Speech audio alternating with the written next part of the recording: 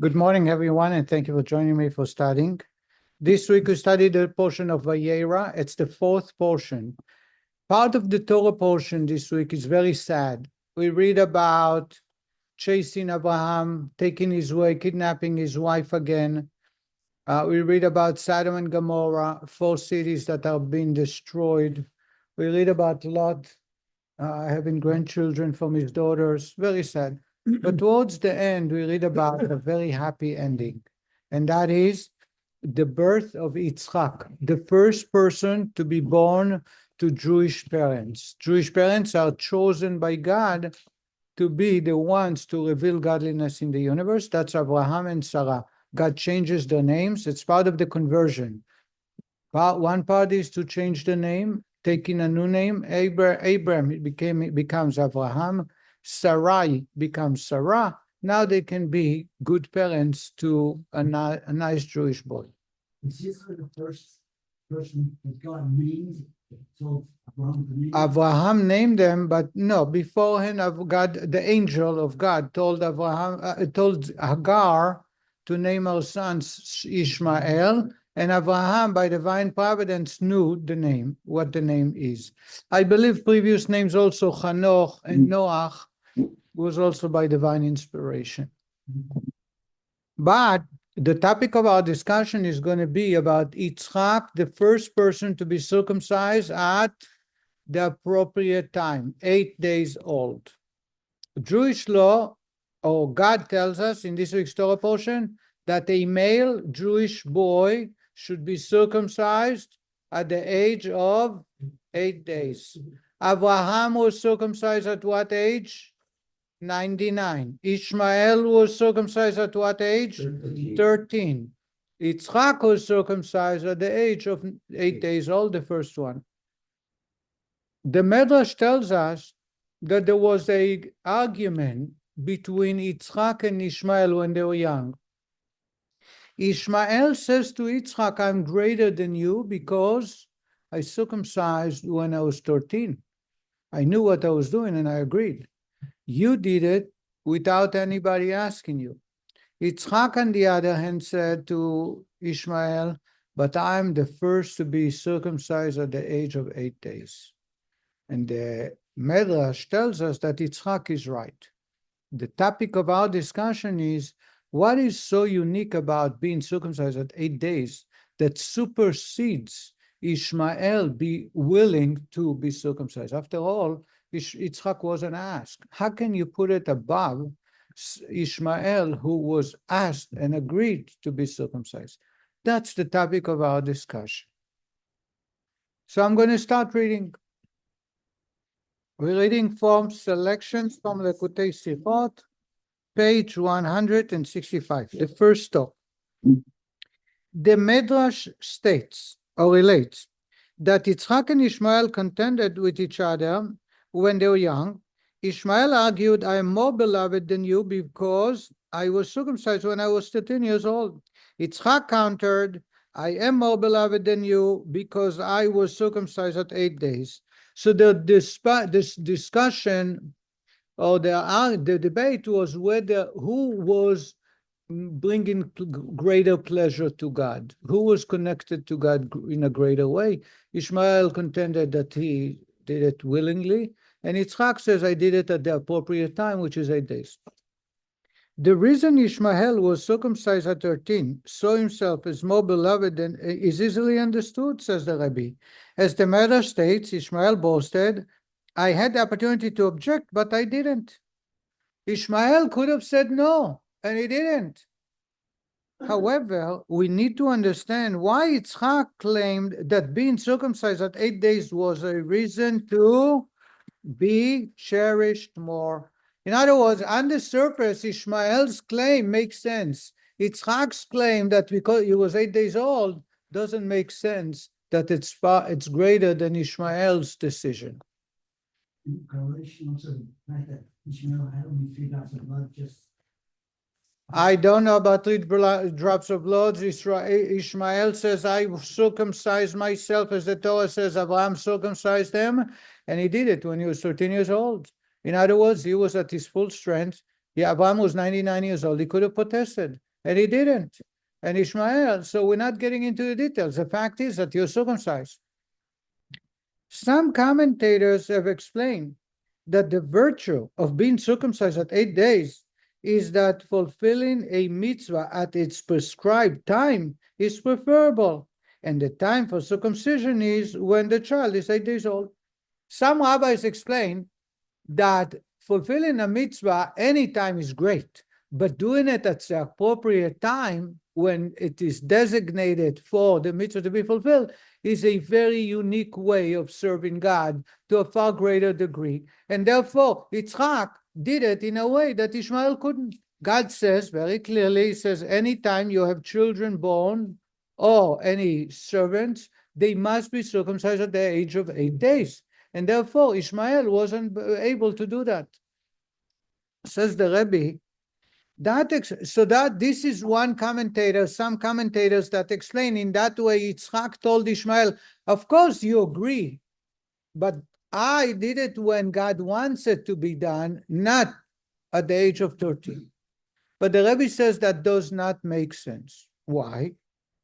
That explanation, however, requires further clarification. First of all, Ishmael's circumcision was also performed at the time when God commanded it. For the command that Ishmael be circumcised was only issued when he was 13 years old. Therefore, it cannot be said that he lacked the virtue of fulfilling the mitzvah at its appointed time. The appointed time for him to fulfill this mitzvah was when he was 13. Says Rabbi, I don't understand. Ishmael did not delay it. Ishmael was asked to do it, and he did it. So the appropriate time for Ishmael was 13. There was never a requirement for Ishmael to do it on a different time. So he didn't delay it. And had he done that earlier, he wouldn't fulfill the mitzvah of circumcision. So therefore, to say that Ishmael did not do it at the prescribed time because further the generation, future generations will do it at 8 days old is incorrect, because Ishmael was unique. He was the first to be commanded, and therefore, when he was commanded, he did it. Yeah. If the brit is the covenant between God and the Jewish people, Yeah. why was Ishmael circumcised at all? So Ishmael is considered also Jewish so long as he was part of the Abraham's household. Okay, which brings an interesting question. But not his mother and not his children.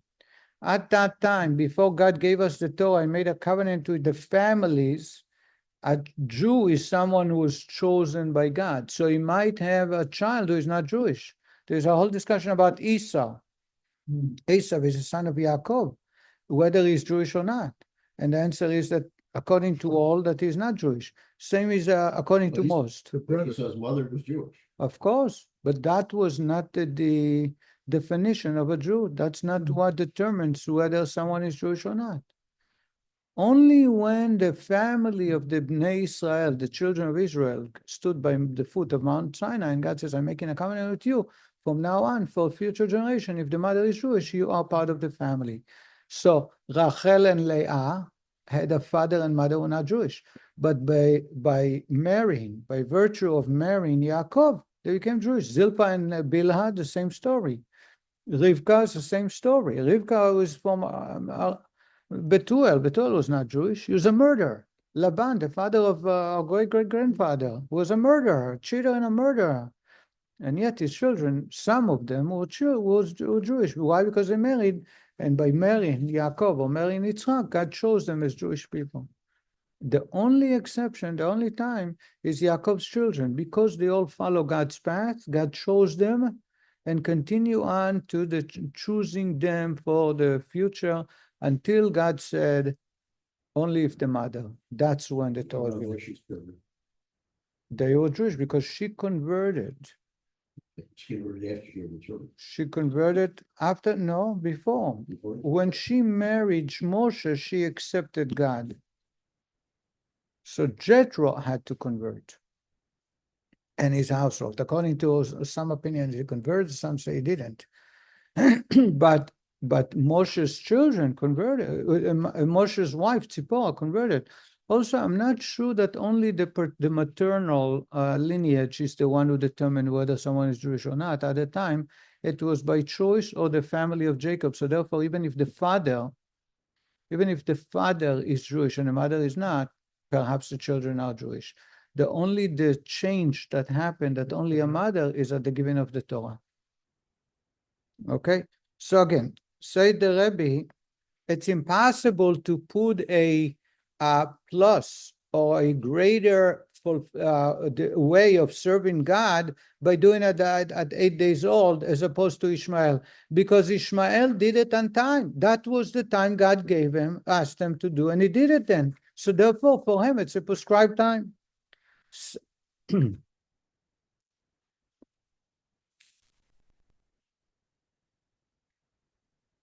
Indeed, as explained on a previous occasion, at Abraham, and by extension Ishmael's circumcision, not being performed at the time God commanded, it would not have been appropriate to perform it at that time.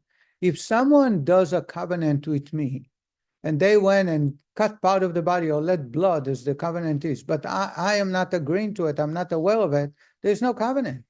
In other words, they had to wait for God to command them. And therefore, before he was 13, God did not command him. So if he did a circumcision before the age of when God gave him, there is no covenant, there is no brit. He wouldn't be able to perform the brit afterward. To explain, Abraham and Ishmael were circumcised on Yom Kippur. We all know in Jewish tradition that Yom Kippur is the Day of Atonement, because the first covenant was made with the Jewish people on Yom Kippur, when God told them, and it says in the Torah, Be'etzem hayom hazeh, in the middle of that day. Which day? Yom Kippur.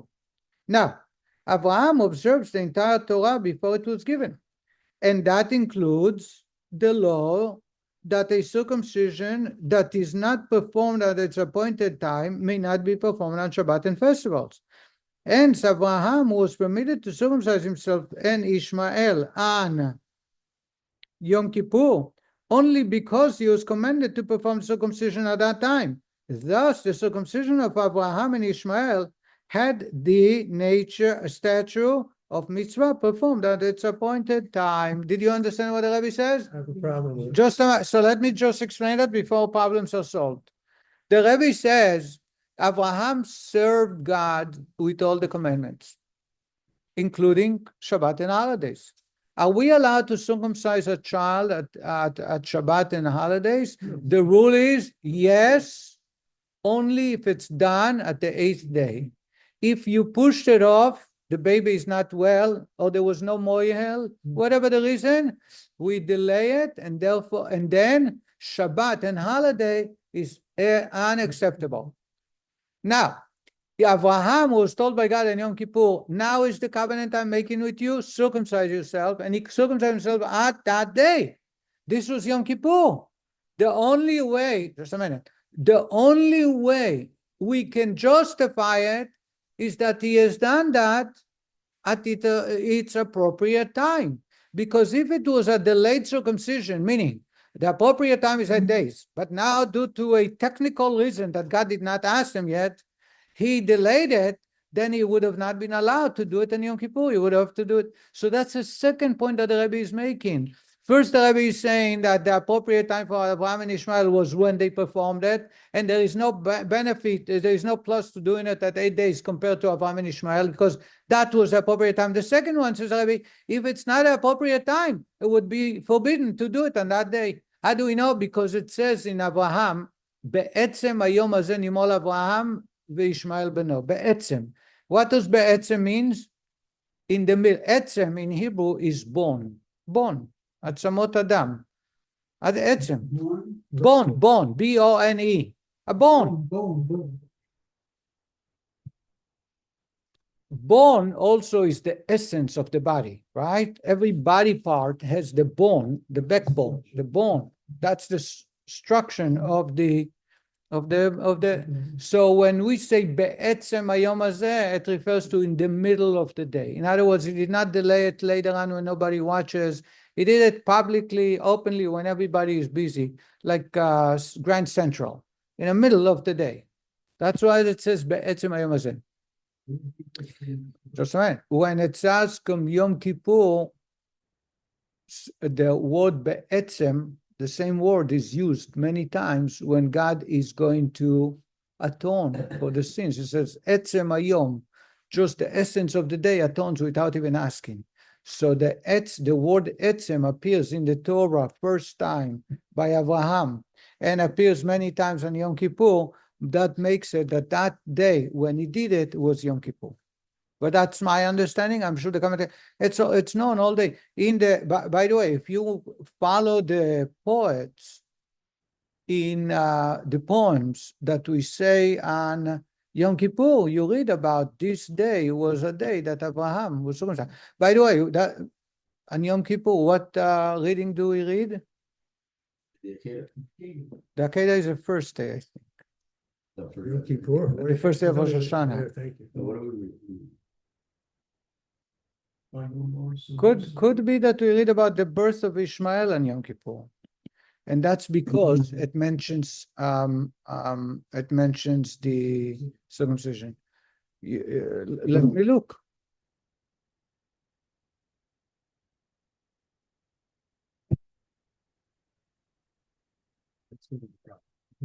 Okay, we're gonna get there. Kriya b'Torah. Why we do it twice? Especially when we can't hear. Okay, no, it's about a forbidden relationship. So But that's in minute. no, in the morning too. No, in the morning is one, in the minute is forbidden relationships, it's the one just before that. It's the same. It's from the same. It's a similar text. It's the book of Leviticus. That's where they're sequential. It's about okay.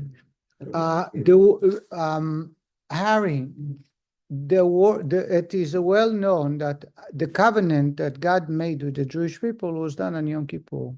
And that's what makes Yom Kippur so special. Remind God about the covenant. Huh? No, that's Shavuot. Nothing. The covenant with Abraham, that his children will be forever bonded with God. To make it a family, that it's all inclusive, became on Mount Sinai on Shavuot. But right now, God made a covenant with Abraham and Yitzchak and Ishmael, by the way. At the time, the covenant was, Brit Ben Abtarim, yeah.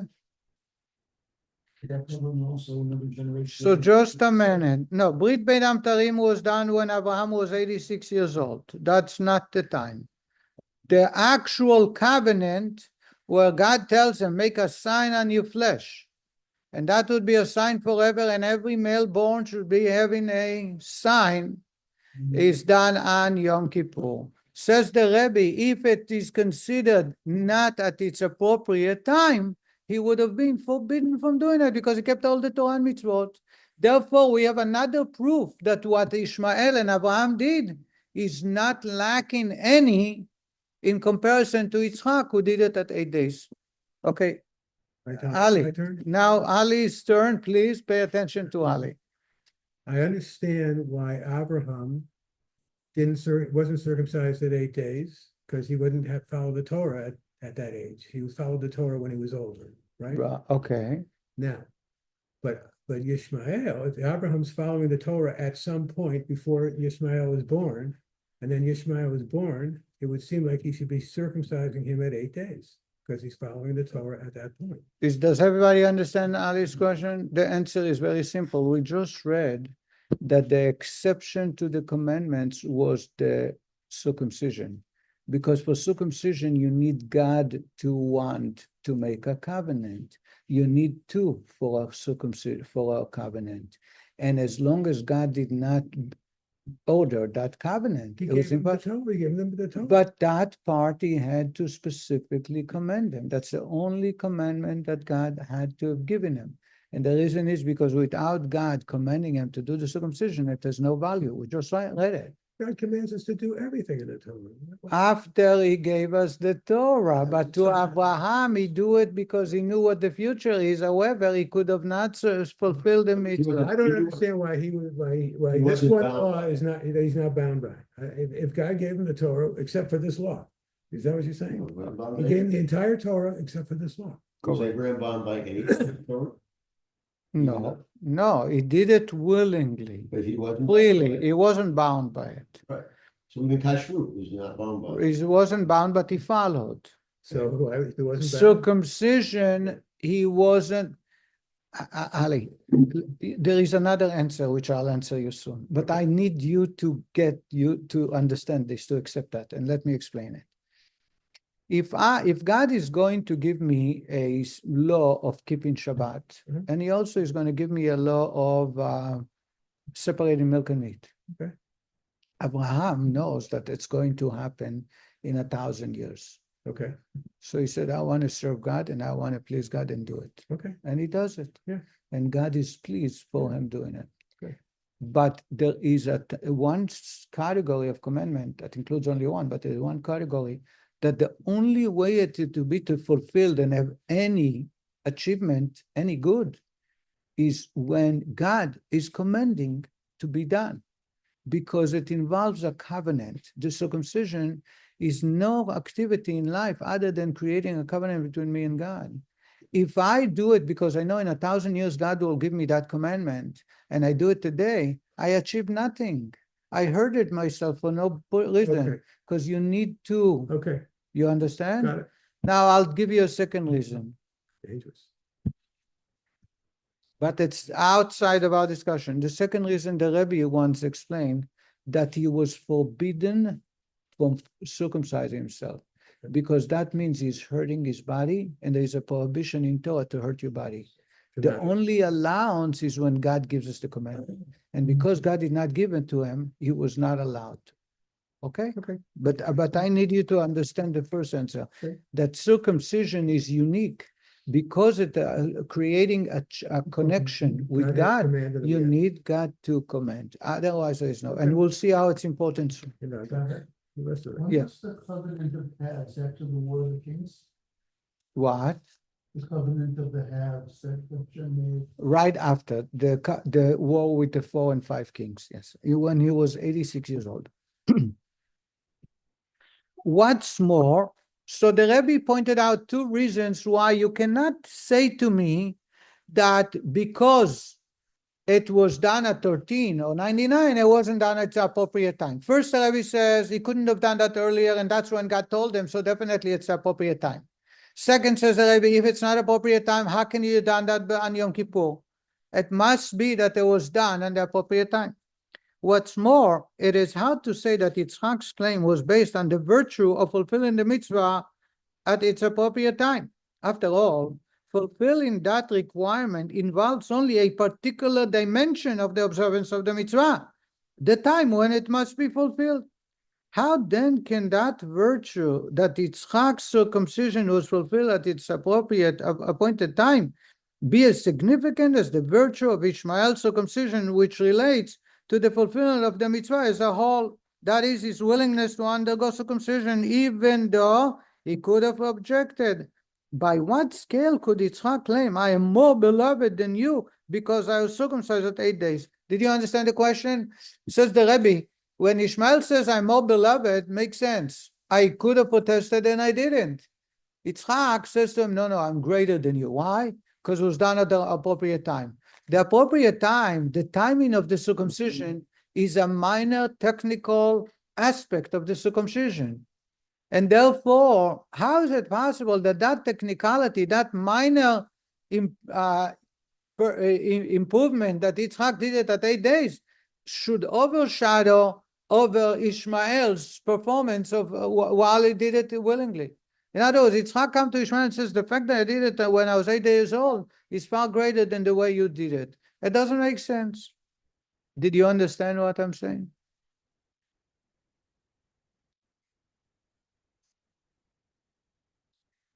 To appreciate the advantage of Yitzchak's circumcision, we are forced to say that being circumcised at the age of 8 days reflects far more than a particular dimension of the mitzvah. That is, it does not merely involve the time when the mitzvah must be fulfilled. Instead, it relates to the totality of what circumcision means for a Jew. When a child is circumcised on his 8th day, his circumcision is of a different nature entirely. Says the Rebbe, from the fact that Yitzchak tells Ishmael, I'm greater because I did it at 8 days. It's not because I did it at the right time and you didn't, because that's small technicality. In addition to Ishmael doing it at the right time. Doing it at the 8th day gives it a different dimension, a different type of connection to God than any other time. And in that way, Yitzchak says to Ishmael, I'm far greater than you. I am going to skip the Medrash. The Medrash said, we're going to skip the Medrash just for this, for the saving of time. We are continuing an everlasting bond. The bond of page 168. We can better understand the above by focusing on the intent of circumcision, which is as stated, my covenant will be new flesh as an eternal covenant. Circumcision establishes an eternal bond between each Jewish male and God. I am going to leave the question about converts for later, as the Rebbe will address. The Rebbe will not address it, but that will be self-understood, so to say. But let's talk about the general circumcision for a Jewish child. The purpose of that is to establish a bond with God. Rabbi, you should give, you should not give this, just circumcised. You have to count mitzvahs. And makes them having a bond with God, a brit, forever. It doesn't matter, right? The word brit, circumcision, is this equivalent to 612. Brit is taryag. Taryag and brit is the bet and gimel, it's the same letters. Because with that mitzvah, it is counted as if you fulfill the other 612. It makes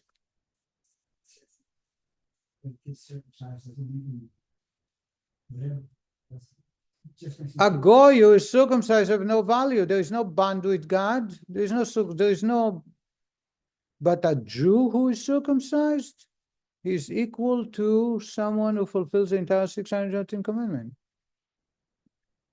What circumcision accomplishes can be understood by drawing a comparison to a covenant established between two close friends. When friends want to ensure that their friendship will endure without any fact or situation disturbing it, they strengthen and intensify their connection by establishing a covenant. Two men, unrelated, they are so much connected with each other. They want to make sure that they will never be separated from each other, always be there for one another, and that's when they make a covenant. Nevertheless, when a covenant is established between two people, since they are created beings and therefore subject to change, it is possible that the covenant will be broken. Is it possible to break the covenant between two men? Of course. By the way, when we get married, we make a covenant. Brit nisuim. It's called covenant of marriage. Brit nisuim. The word brit, it appears when it comes to marriage. We make a covenant. Is the covenant can be broken? Of course. Can be broken by cheating. Can be broken by mutual. Both of them agree to walk each their own way. When, by contrast, God establishes a covenant with a Jew through the Jew being circumcised, the covenant is eternal. It is not subject to change. Harry, does that answer you? Yes. In other words, if I make a covenant with you, we'll always be there for one another. I'll never charge you membership. I'll never skip an aliyah for you. Can I change my mind? 5 years later, I say somebody else offered me more money, so goodbye, Charlie. When it comes to marriage, the same story. When you make a covenant with God and God agrees to the covenant, there is no way that it will be broken. Why? Because God is eternal. I am finite. I am subject to change by the very nature of who I am. Therefore, my word, my promise, my oath can always be broken. When God gives an oath, when God makes a circumcision, it can never be broken. There is no conditions here. There is no changes because God doesn't change. Therefore, this is one reason of the reasons why Abraham did not circumcise himself until God commanded him. although he observed the entire Torah before it was given, as Ali is asking, Abraham waited until God commanded him to perform this mitzvah because a created being cannot bring about the eternal covenant. That covenant with God, which is eternal, only comes from God, cannot come from the human. So if Abraham kept kosher, he served God. When Abraham kept Shabbat, he served God. When Abraham spoke the holy language and studied Torah, he served God. If Abraham were to circumcise himself, he wouldn't create a covenant with God, because that covenant, as far as it can go, is only finite. It can be broken. The covenant God wants to establish by circumcision is what? An eternal one, and therefore only God can do it. Since he and any covenant he establishes is subject to change, therefore he cannot do that. A bond that is everlasting can only be accomplished through the unlimited power of the Creator. He who declares and thereby empowers that my covenant will be an eternal covenant, as the Torah enumerates. That's the words of Torah, that it would be brit olam, forever, eternal, eternity, the covenant. Only now we can understand why the timing of the priest is when an infant is at the tender age of 8 days.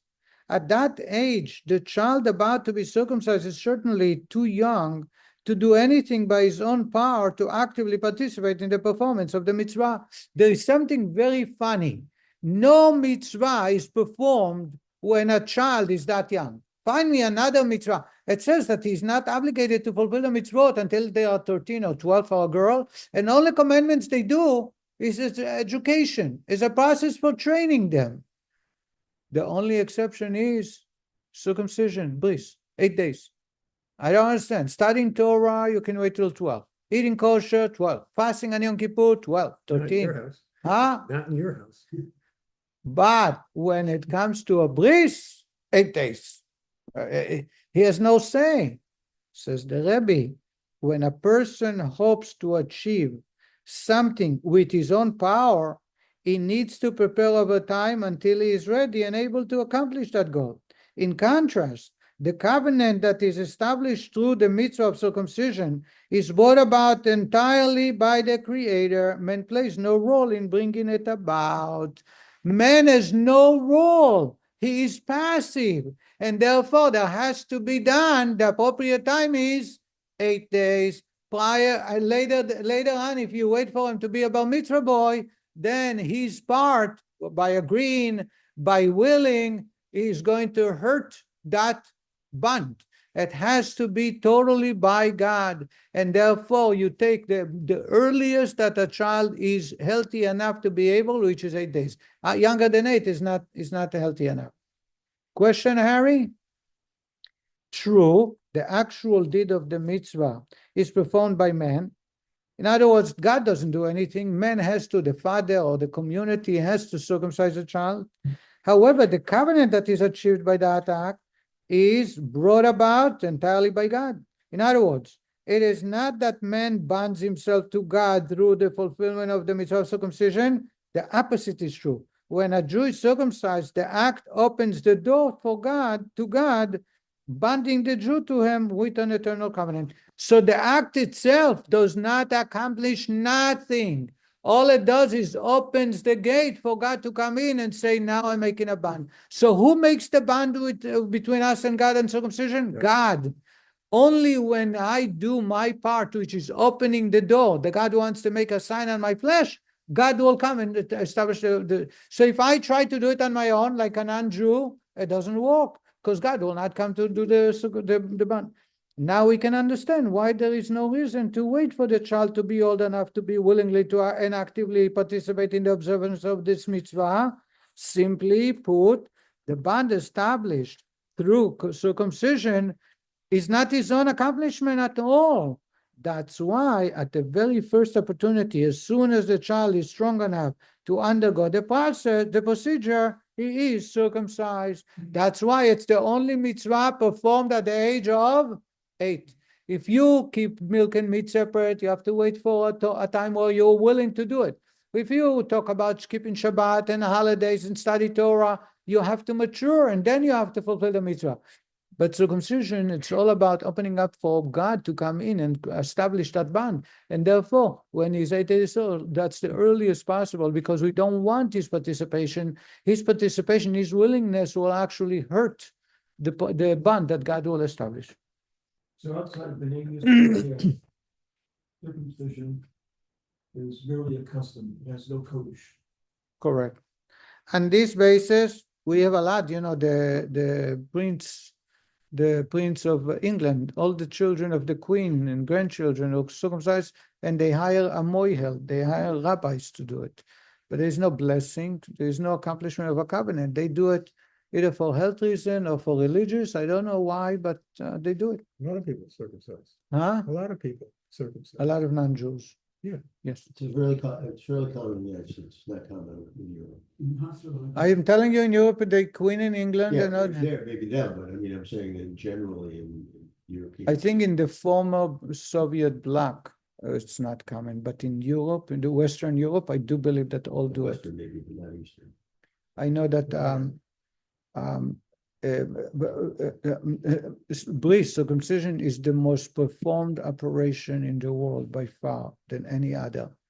Number two, there are a lot of health benefits to circumcision. Yeah. It's been proven, and I just read that in Kenya, there's a lot of male diseases that can be prevented just by being circumcised. So they open up centers in every city. They open centers where men can come in to be circumcised. You're going to be studying less transmission of AIDS in relationships with a man. It's less transmitted. Circumcised transmit less in the AIDS. Okay, so thank you. Thank you very much. On this basis, we can appreciate the uniqueness of Yitzchak being the first to be circumcised when 8 days old, and the advantage of his circumcision over that of Abraham and Ishmael. The Medrash tells us that Yitzchak had an advantage over Abraham because he did it at 8 days old. It's not about the appropriate time, because for Abraham it was the appropriate time. For Ishmael it was the appropriate time. But there was something unique when you do it when you're 8 days. Why? Abraham was given the mitzvah of circumcision only after preparing himself through serving God over the course of 99 years of his life. Throughout all this time, he followed an orderly progression, beginning when he recognized his creator at the age of 3, and processing through a series of stages as that recognition was intensified. At 40, at 48, throughout the time, Abraham carried out his life's work of making God's presence known to mankind. Ultimately, he reached the highest degree of perfection possible for a created being. Only after accomplishing all this was Abraham given from above the mitzvah of circumcision, through which he became perfect. God tells him, be perfect. The same is about Ishmael. Because of all of Abraham's accomplishments, it was not immediately evident that the covenant and connection with God's established through Abraham's circumcision came entirely from above. In other words, he had to continue escalating and climbing the ladder of his connection to God only when he became perfect, meaning he served God in the ultimate for a human being to do. God says, now you can be perfect. You're missing one part, and that's a covenant. Now it's time for you to have a covenant. So it sounds like Abraham had a part to do with this covenant. And if he's a created being, it's a finite circumcision. It wasn't, but it sounded like, it looked like. In truth, even for Abraham, his divine service was not the cause or reason for the circumcision, since, as explained above, the covenant established through the circumcision is eternal, and forging such a timeless bond is not within the power of created being. Even one of Abraham's stature, as Rambam teaches, everything that is brought into being will ultimately cease to be. This teaches us that a created being cannot achieve such eternality by virtue of his own power and achievements. Even a person who is truly great, who fully and clearly understands the mitzvah, is no closer to creating such a bond than one who is genuinely small and completely lacking in understanding. So you have two people who are bringing their children to circumcise. One child is a prodigy. The child is very smart at the age of 8. He already understands math and he can speak 8 days. And another one who only does his cry. They both have achieved the same type of bond because the bond is completely from one side, from God's side, not from human side. Therefore, the human side have nothing to do with. Abraham's divine service then was merely a preparation for the covenant with God. After he carried out his divine service in such flawless manner, achieving everything he created, a created being can accomplish despite his limitation, God granted him a gift from above, an eternal covenant. In other words, even though he climbed up the ladder, that was not part of the covenant. It was the preparation that God would give him such a special gift, but it's all from God. The relationship between Abraham's divine service and the covenant of circumcision is reflected in the Talmudic adage that the recipient. Okay, the rabbi is talking about someone who's giving you a gift. If someone gives you a gift, let me summarize that paragraph. If someone gives you a gift, did you earn the gift? The answer is you did a lot of preparation, because if you don't please that person, he wouldn't give you the gift. But once the gift is given, it's all about the giver giving it to you. Otherwise, you earned it. You did not receive a gift. By virtue, the idea of gift is something that I am giving to you. So it's my giving, my investment, my money. If, however, there had to be something that the person pleased me, otherwise I wouldn't offer him the gift. That's the same with circumcision. Abraham had to please God to such a degree that God was willing to give him the gift. But the gift is entirely from God, nothing to do with Abraham. Why do you wait so? Because he had to perfect himself. He had to go through all the stages to prove to God that he's perfect. All the tests and all the influencing people. That's the idea. Since Abraham's circumcision was preceded by his divine service, that divine service contributed to his fulfillment of the mitzvah, at least to some degree. Indeed, Abraham's very performance of the mitzvah of circumcision is associated with his decision that he must circumcise himself.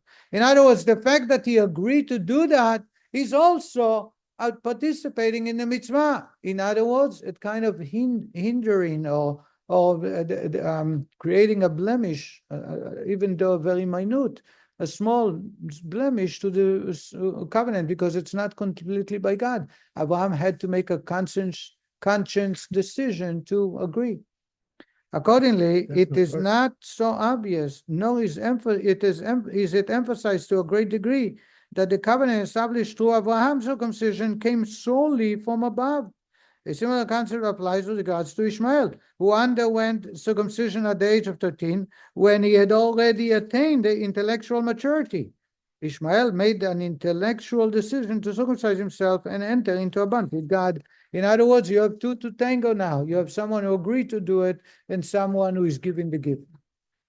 It is specifically Yitzchak's circumcision at 8 days that demonstrate that the bond with God established through circumcision does not come about because of the person being circumcised, that is, by virtue of the input of a created being, but is forged entirely by God. And in that way, it wasn't that it was done in the right time, because Abraham and Ishmael did it at the right time.